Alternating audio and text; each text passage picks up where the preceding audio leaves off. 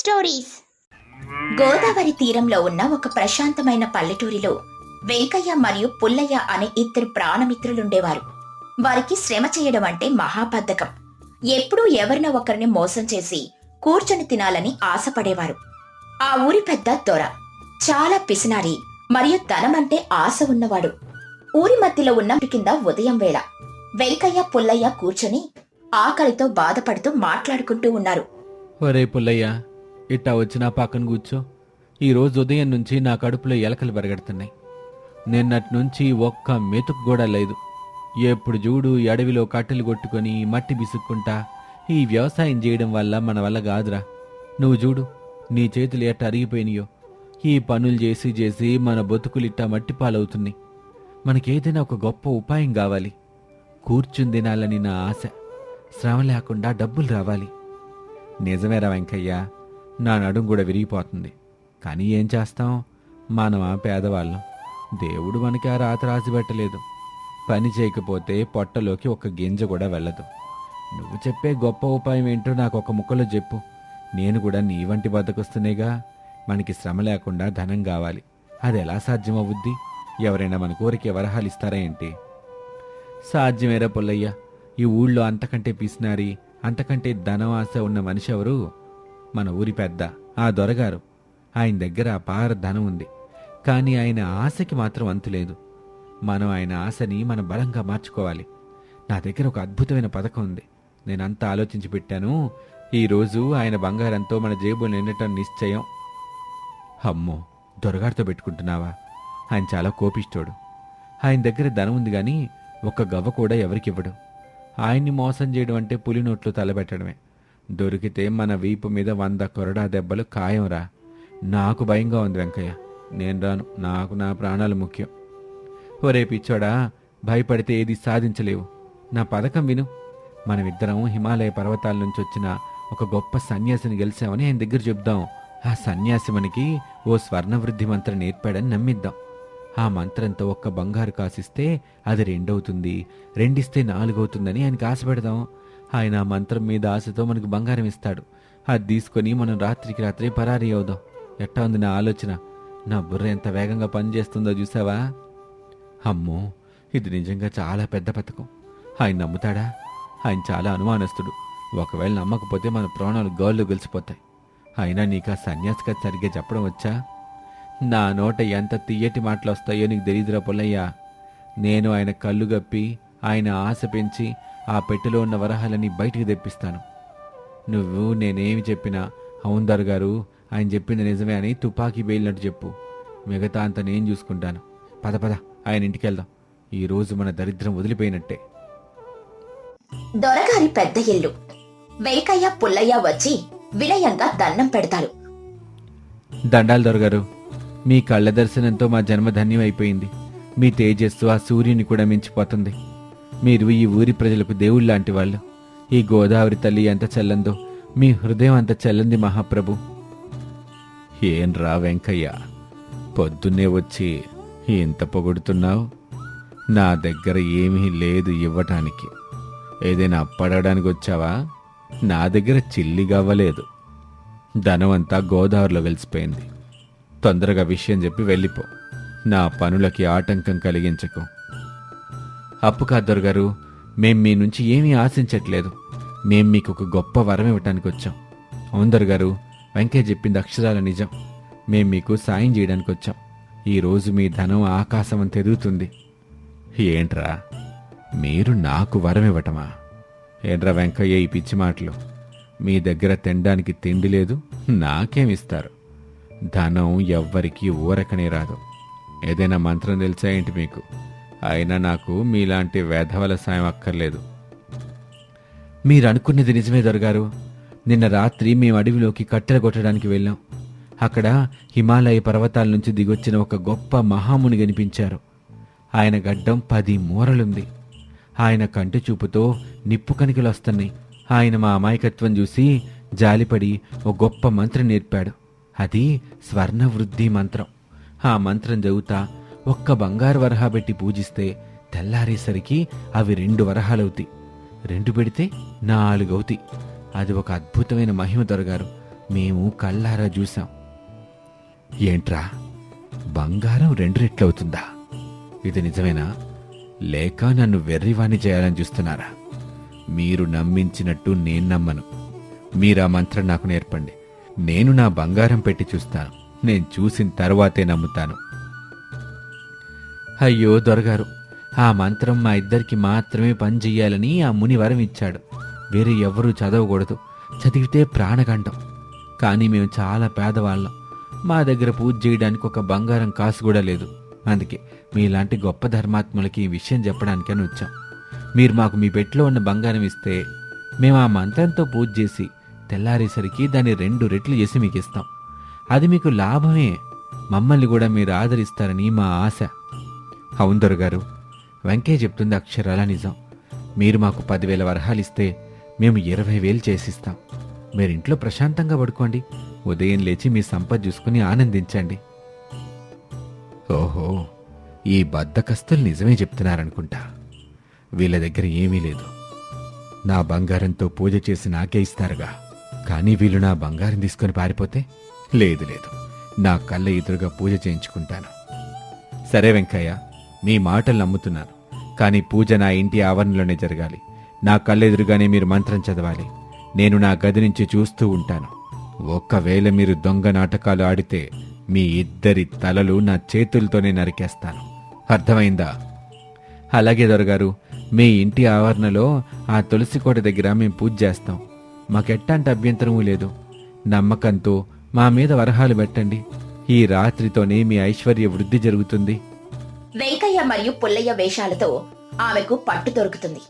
కాని ఆమె వారిని సరిగ్గా శిక్షించాలని నిర్ణయించుకుంటుంది. ఏంటండి ఈ గోల? పొద్దున్నే ఈ బద్దకపు రాజులిద్దరూ వచ్చి ఏమి కోటలు దాటుతున్నారు? వారి మాటలు మీరు నమ్ముతున్నారా? వారి మొహాలు చూడండి. చాలా రోజులైంది స్నానం చేసి. వీళ్ళెప్పుడైనా కష్టపడి పనిచేశారా? వీళ్ళు ధనం ఇస్తామని చెబితే మీరు నమ్ముతున్నారా? హోసే పిచ్చిదానా, నీకు ధనం విలువ తెలీదు. వీళ్ళు హిమాలయ సన్యాసిని కలిశారు. ఆయన వీళ్ళకొక గొప్ప మంత్రం నేర్పాడు. బంగారు వరహాలు పెట్టి పూజ చేస్తే ఉదయానికి అవి 2 రెట్లవుతాయి. మనం మన ఇంట్లో ఉన్న 10,000 వరహాలిస్తే అవి 20,000 చేసిస్తారు. అది తెలుసుకో. నువ్వు అడ్డం రాకు. నా డబ్బు ఎదగనివ్వు. ఓహో, అలాగా? ఏం చెబుతున్నారండి? ఇదైతే చాలా అద్భుతమైన విషయమే. నేను ఈ విషయం కోసమే ఎదురు చూస్తున్నాను. కానీ నేనిప్పుడే గుర్తు తెచ్చుకున్నాను. నిన్న రాత్రి నా కలలోకి కూడా ఆ హిమాలయ మహాముని వచ్చారు. ఆయన చాలా కోపంగా ఉన్నారు. ఆయన కన్నుల నుండి అగ్నిజ్వాలలో. వెంకయ్య కంగారుగా చెమటలు పడుతూ, మీ కల్లో కూడా వచ్చారా అమ్మగారు? ఆయన ఏమన్నారు? మా గురించి ఏమైనా చెప్పారా? ఆయన ఏమన్నారంటే, పల్లెటూరులో ఎవరికైనా స్వర్ణ వృద్ధి మంత్రం ఇస్తే వారు తమ నియమాలు ఖచ్చితంగా పాటించాలి అని. ఆ నియమాలు పాటించకుండా ఎవరైనా పూజ చేస్తే ఆ బంగారం అంతా రాళ్లుగా మారిపోతుంది అని గట్టిగా హెచ్చరించారు. మీ దగ్గర నిజంగా మంత్రం ఉంటే ఆ నియమాలు మీరు పాటించాల్సిందే. లేదా నా భర్త బంగారం రాళ్లుగా మారుతుంది. నేనది ఒప్పుకోను. మీరు నియమాలు పాటిస్తేనే మీ పూజకు ఒప్పుకుంటాను. పుల్లయ్య భయంతో వణుకుతూ, నియమాలా? ఏం నియమాలమ్మగారు? ఆ సన్యాసి మాకేం చెప్పలేదే. మేము ఉత్త పూజ చేస్తామని మాత్రమే అన్నాడు. ఏం పాటించాలి? ఆయన నాకు చెప్పారు, ఆ పూజ చేసేవాళ్ళు రాత్రంతా మెలకువతో ఉండాలి. అంతేకాదు, పూజ పూర్తయ్యే వరకు మా ఇంటి పొడవైన ఆవరణలో ఉన్న అత్యంత బరువైన పాప వినాశకరాయిని 2 చేతులతో పట్టుకుని ఇంటి చుట్టూ 100 సార్లు ప్రదక్షిణలు చేయాలి అని. ఆ రాయి 50 సేర్ల బరువు ఉంటుంది. ఒక్కసారి కూడా ఆ రాయిని కింద పెట్టకూడదు. మరి కింద పెడితే మంత్రం పనిచేయదు. బంగారం అంతా బొగ్గులవుతుంది. ఇది చేయడానికి మీరు సిద్ధమైతే మేము మా 10,000 వరాహాలు బయటకు తీసి ఇస్తాము. అవును వెంకయ్య, నా భార్య చెప్పింది నిజమే అయి ఉంటుంది. ముని దర్శనం నాకు కూడా నమ్మకం ఇస్తుంది. మీరు ఆ రాయితో 100 సార్లు ప్రదక్షిణ చేయాల్సిందే. అలా చేయకపోతే నేను నా బంగారం బయటికి తీయను. మీరు నా ధనం నాశనం చేస్తారు. చెప్పండి, సిద్ధమేనా? లేదా ఇప్పుడే వెళ్ళిపోతారా? వెంకయ్య పుల్లయ్య వైపు చూసి భయంగా మింగుతూ, అమ్మగారు, ఆ రాయి ఎంత బరువు ఉంటుంది? మేమిద్దరం చాలా బలహీనులు. మేము ఉపవాసంతో ఉన్నాం. 100 సార్లు ఆ గుండు రాయిని మోసుకెళ్ళటం అంటే సామాన్య విషయం కాదు. అలా ఏం లేదు వెంకయ్య. ఆ పెరట దగ్గర ఉన్న 50 సేర్ల బరువైన ఎర్రటి గుండు రాయి అంతే. అది దేవుడికి ప్రతీక. దాన్ని మోసుకుంటూ తిరిగితే మీ పనులు సఫలమవుతాయి.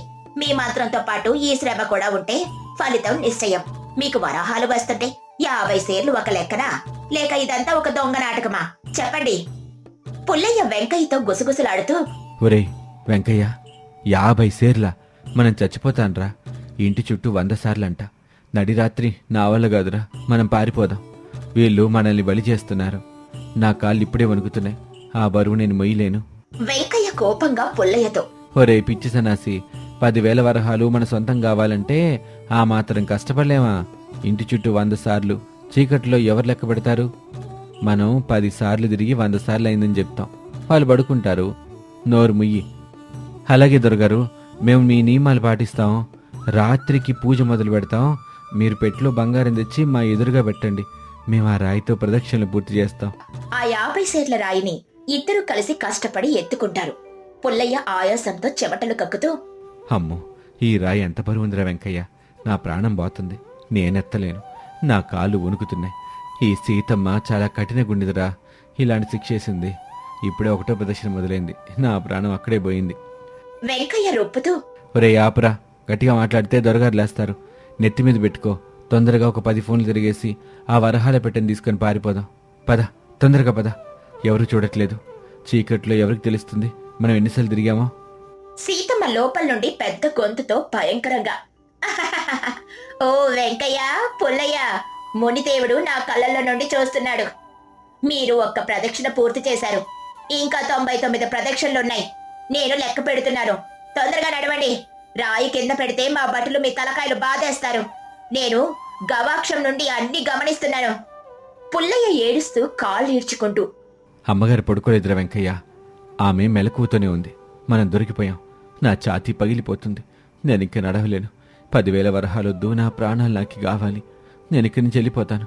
ఈ మోసం అంతా నీ వల్లే వచ్చిందిరా పాపిస్తోడా. ఒరే నాయనా, నా భుజాలు అరిగిపోయినీరా. ఈ రాయిని దించలేం.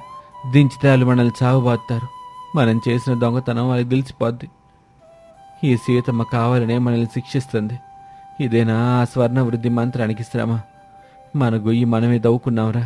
ఇంక తిరుగు, లేదా వాళ్ళు మనల్ని నరికేస్తారు. చెమటలతో తడిసిపోయి రాత్రంతా ఆ గుండురాయిని మోసుకుంటూ ఇంటి చుట్టూ తిరుగుతారు. ఉదయం అయ్యేసరికి వారు నీరసంతో కింద పడిపోతారు. రాయి భూమికి దెబ్బతింటుంది. తెల్లవారుతుంది.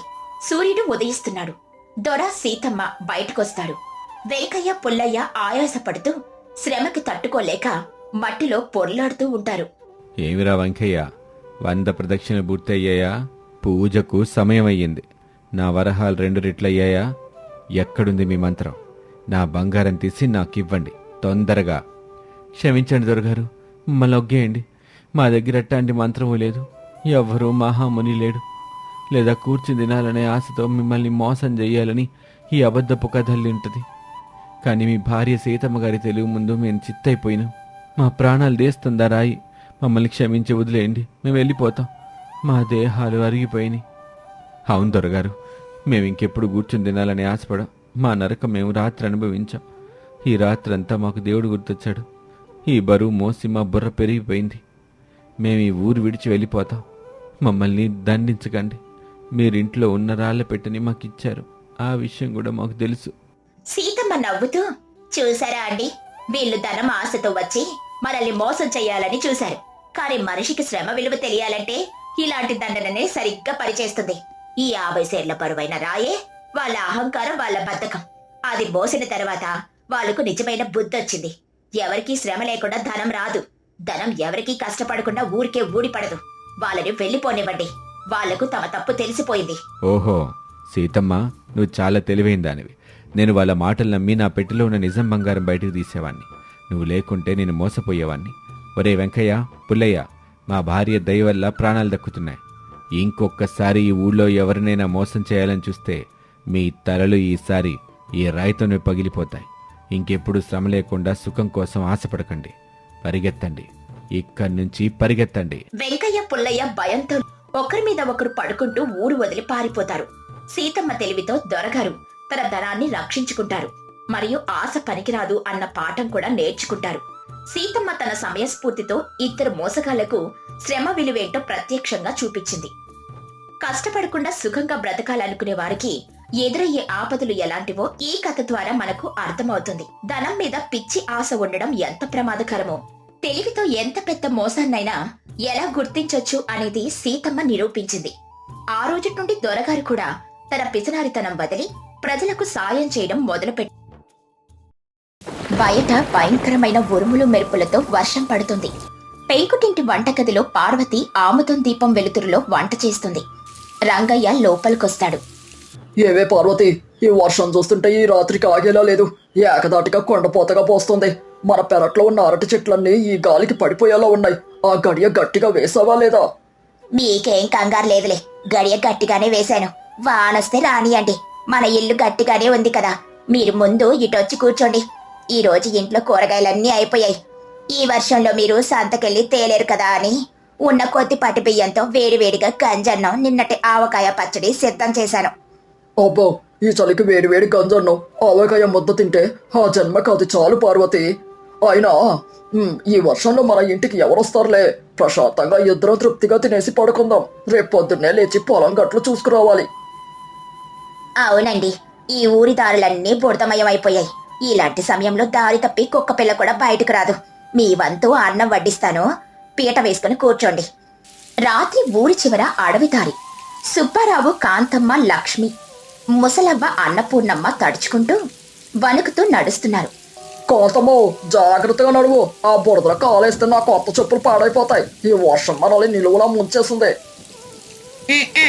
మీ పిసినారితనం తగలయ్యా. ఎద్దుల బండి మాట్లాడుకుందామంటే బండి వాడికి 10 రూపాయలు ఇవ్వడం ఎందుకు? మనకేమైనా కాలు లేవా అని నడిపించుకుంటూ తీసుకొని వచ్చారు. ఇప్పుడు చూడండి, 10 రూపాయల కోసం కట్టుకున్న బట్టలు తడిసిపోయాయి. నువ్వు ఊరుకో కాంతమ్మో. 10 రూపాయలు అంటే మాటలా? 10 రూపాయలు కూడబెడితేనే 100 అవుతుంది. 100 కూడబెడితే 1000 అవుతుంది. ఆ బండి వాడికి ఊరికే ఎందుకు పోయాలి? అయినా మన అదృష్టం బాగుండి ఆ పక్కనే మా మేనమామ కొడుకు రంగయ్య ఇల్లు ఉంది. వాడింట్లో ఉచితంగా భోజనం చేసి రాత్రికి పడుకోవచ్చు. అన్నయ్య, నా కడుపులో ఎలుకలు పరిగెడుతున్నాయి. ఉదయం నుండి ఒక్క ముద్ద కూడా పెట్టలేదు. కనీసం దారిలో అంగడి దగ్గర 2 అరటి పండ్లు కొనుక్కుందామన్నా కొననివ్వలేదు. ఈ చలికి నా పేగులు ముడుచుకుపోతున్నాయి. రంగయ్య ఇంట్లోనైనా అన్నం పెడతారా? అన్నపూర్ణమ్మ వణుకుతూ దగ్గుతూ, నాయనా సుబ్బారావు, నా ప్రాణం పోయేలా ఉందిరా. ఈ ముసలి వయసులో ఈ వానలో నడవలేకపోతున్నాను. నా ఒళ్ళంతా గజగజ వణుకుతోంది. దేవుడా, నన్ను త్వరగా పైకి తీసుకెళ్ళిపోనాయనా. అమ్మో, నీ గొడవ ఆపుతావా? ఊరికి ప్రాణం పోతుంది అంటావేంటి? ప్రాణం పోతే దహన సంస్కారాలకు ఎంత ఖర్చు అవుతుందో తెలుసా?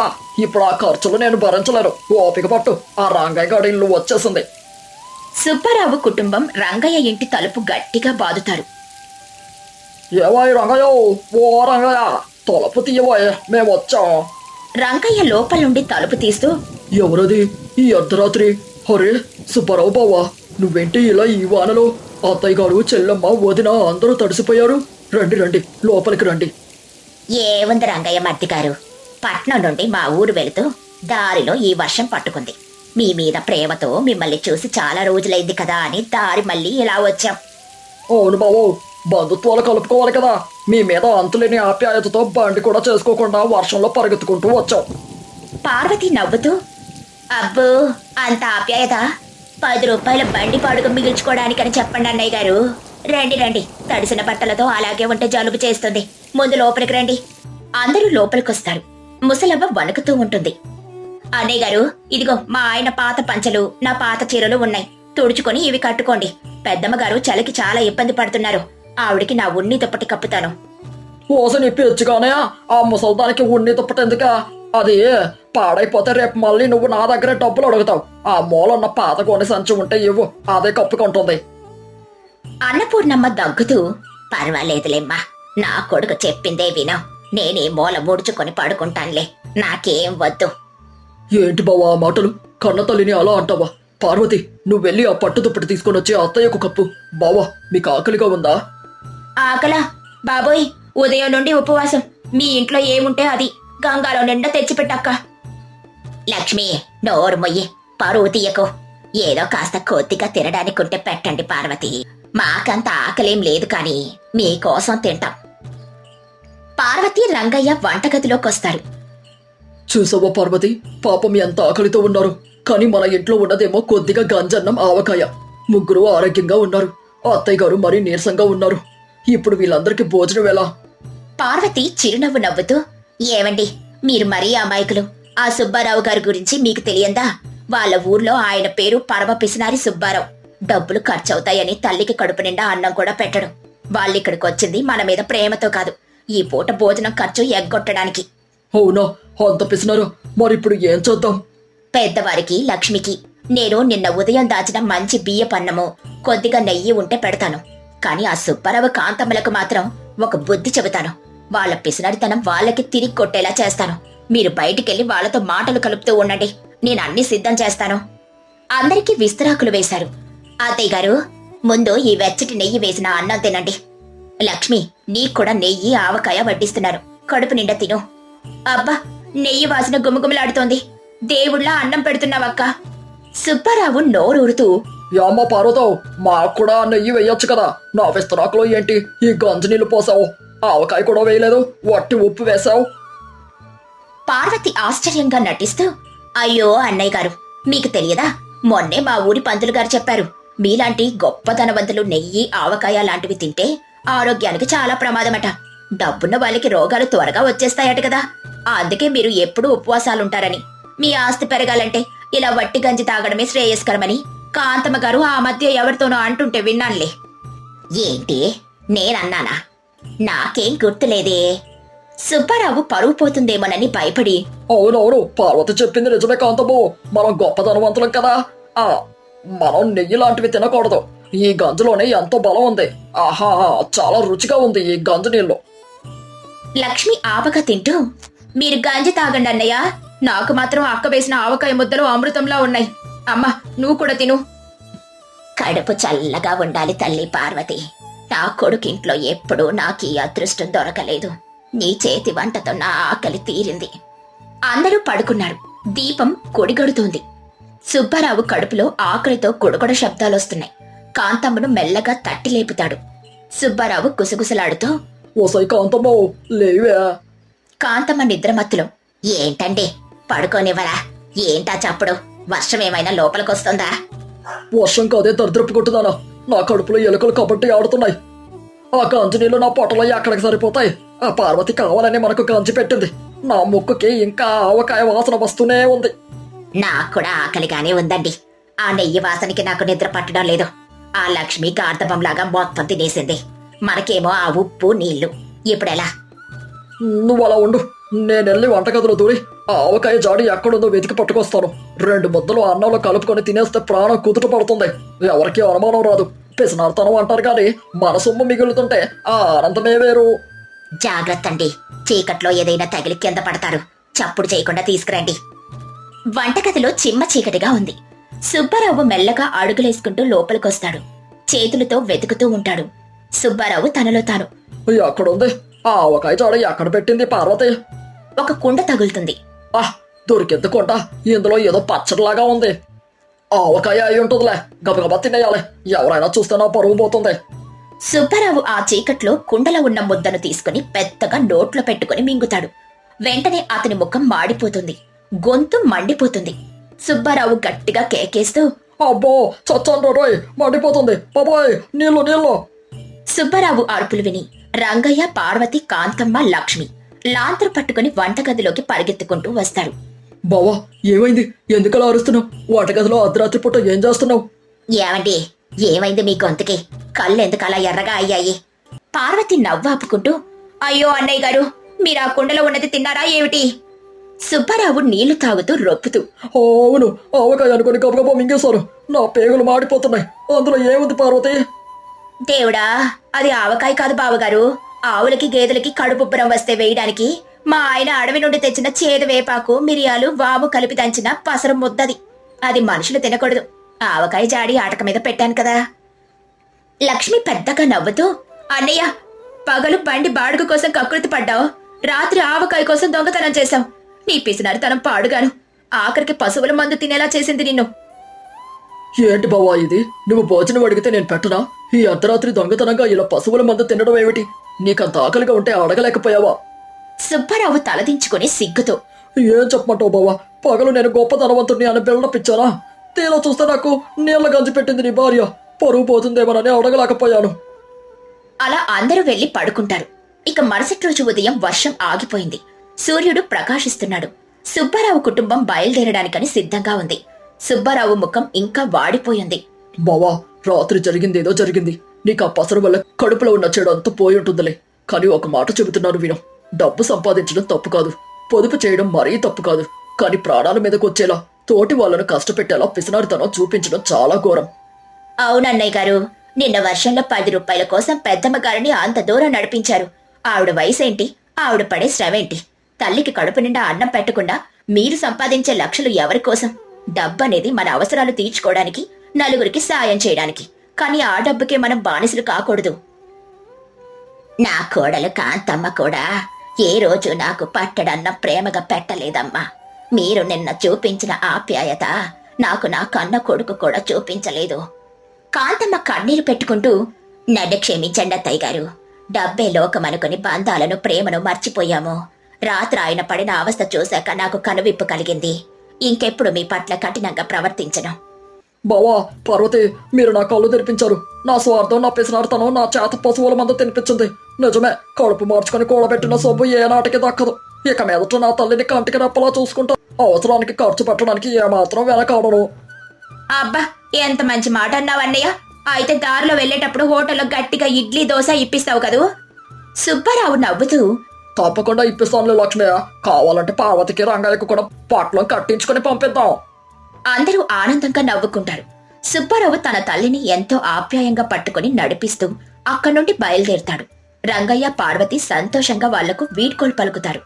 ఈ కథలోని నీతి ఏంటంటే, పొదుపు చేయడం మంచిదే కానీ అది తోటివారిని, కన్నవారిని కష్టపెట్టే పిసినారితనంగా మారకూడదు. బంధాలు, ఆప్యాయతల ముందు డబ్బు ఎప్పుడూ తక్కువే.